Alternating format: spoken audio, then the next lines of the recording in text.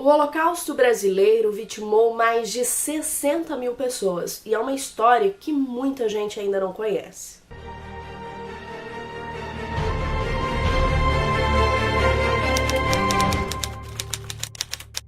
Oi pessoal, aqui é a Laís, eu espero que vocês estejam todos bem. E como vocês puderam ver na vinheta, hoje estreia, esse quadro. Como eu falei, na verdade estreou semana passada, mas com essa vinheta linda, maravilhosa, feita pelo meu sobrinho, pelo Israel Cidral. Então com certeza ficou ainda melhor. E nós temos o quadro Entre Fatos e Segredos. Então quarta-feira é dia da gente conversar sobre casos reais e também sobre algumas teorias da conspiração. Mas hoje, o caso que eu trago para vocês é bem real, é uma mancha na história do Brasil e muita gente não conhece. Eu mesmo fui conhecer depois de adulta, ou seja, eu não aprendi na escola sobre esse genocídio que aconteceu no Brasil. Tudo que eu vou falar aqui está baseado neste livro da jornalista Daniela Arbex, Holocausto Brasileiro, e também algumas outras pesquisas, mas grande parte é desse livro. Eu li ele já faz alguns meses, mas ele é muito difícil de digerir. É realmente muito difícil de falar sobre ele, de digerir tudo isso, porque ela vai bem a fundo nessa ferida e traz muitas imagens, muitos relatos. Então sim, é um livro difícil, mas é um livro extremamente necessário. Porque como eu falei, eu fui saber, pelos meus 27 anos de idade que existiu sim um holocausto no Brasil, e isso aqui não é algo para chamar a atenção, não é clickbait, nem de capa, nem de vídeo. É sim uma história real. O Hospital Colônia de Barbacena era administrado pela Fundação Hospitalar de Minas Gerais e foi fundado em 1903, funcionando por cerca de 8 décadas. Antigamente as pessoas pensavam que o clima da cidade era bom para tratamentos psiquiátricos, então acabavam direcionando as pessoas que precisavam para esse lugar que era enorme, tinham vários pavilhões, era separado para mulheres, homens e crianças e adolescentes. Porém, o que era para receber, 200, 500 pessoas, já estavam recebendo 5 mil pessoas na década de 40. Então já dá pra perceber por aí que o negócio com certeza saiu do controle. E pior do que isso, 70% das pessoas que estavam lá não tinham nenhum problema mental, não tinha nenhuma doença psiquiátrica. Eram pessoas excluídas pela sociedade. Eram meninas jovens que haviam sido estupradas e haviam engravidado do patrão. Eram mulheres em que seus maridos queriam viver com as amantes e mandavam elas para lá. Eram pessoas tímidas, eram moradores de rua, eram negros, eram homossexuais, eram pessoas que a sociedade simplesmente não queria e embarcavam em um trem e mandavam para lá. Até o autor Guimarães Rosa, que trabalhou como médico ali, descreveu como o trem de louco, o trem da loucura, porque eles colocavam as pessoas ali e simplesmente despachavam no hospício de Barbacena. Lá essas pessoas sofriam as maiores atrocidades. Elas simplesmente deixavam de ser seres humanos. Era todos juntos e ainda por cima não tinha cama, porque eles tiveram a brilhante ideia de que se tirasse as camas, caberiam mais pessoas, não é mesmo? Então essas pessoas, elas dormiam todas amontoadas no chão. Muitas vezes, na sua grande maioria, elas estavam nuas. Às vezes eram jogadas ao relento, algumas morriam de frio, porque elas eram jogadas nuas no pátio em pleno inverno, então elas não conseguiam resistir. A comida, gente, não tinha comida, não é mesmo? Porque eles não podiam usar talheres para segurança deles. Então era simplesmente uma lavagem, uma coisa jogada para eles e que eles tinham que comer com a própria mão.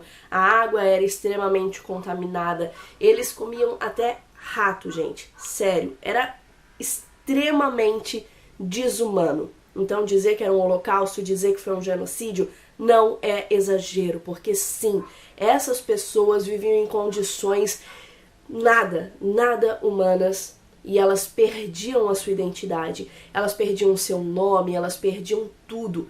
e eram jogadas lá para o esquecimento. Além disso, de todo esse sofrimento, de toda essa desumanização, eles ainda passavam por tratamentos de choque que, gente, eram tão fortes, que às vezes deixavam a cidade sem energia elétrica. Lembrando que isso já é um absurdo, mas lembrando que 70%, cerca de 70% dessas pessoas nem problemas psiquiátricos tinham, tá? Nem problemas psiquiátricos tinham. Eles também eram forçados a tomar banho, digamos assim, com água fervendo. Então, assim, gente, era muita tristeza. Mas não acabava por aí, porque o que acontecia depois que essas pessoas morriam? E teve uma época que chegava a morrer cerca de 16 pessoas por dia no Hospital de Barbacena. Cerca de 16 pessoas por dia, vocês têm noção desse número? E o que acontecia com esses corpos? Eles eram vendidos para as universidades, para os cursos de medicina, e assim o hospital arrecadou muito dinheiro. Foram mais de 1.800 corpos vendidos para os cursos de medicina, como eu tinha falado. E assim, gente, depois que os cursos não quiseram mais, o que aconteceu? Eles tinham que se livrar dos corpos. E eles se livravam dos corpos com produtos químicos.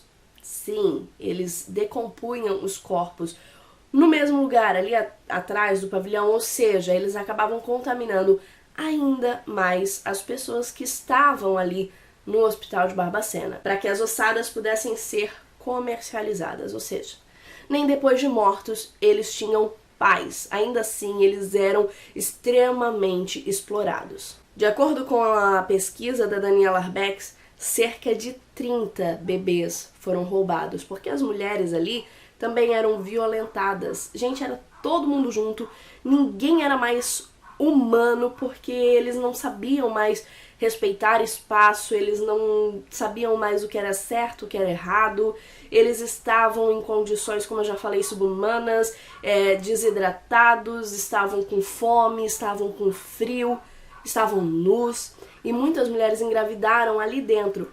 Outras chegaram grávidas ali, né? Como eu falei, que foram estupradas muitas vezes, ou que engravidaram antes do casamento, porque nós estamos falando lá do início do século de 1900, né? 1903, 1930, 1940, e aí por diante, porque durou até 1980, mais ou menos. Olha o absurdo, gente. Para esconder a gravidez, as mulheres passavam fezes no corpo, na barriga, para evitar serem tocadas. É muito absurdo, assim. E eu contando não é metade do que vocês vão ver lendo esse livro. Como eu tinha falado pra vocês lá no início, em geral esses hospitais psiquiátricos eles usavam aqueles tratamentos de choque nos pacientes, né? Isso não era só ali no Colônia, não. Mas essa situação começou a mudar com uma revolução no sistema de saúde mental, que foi proposta por um italiano, um psiquiatra italiano, Franco Basaglia.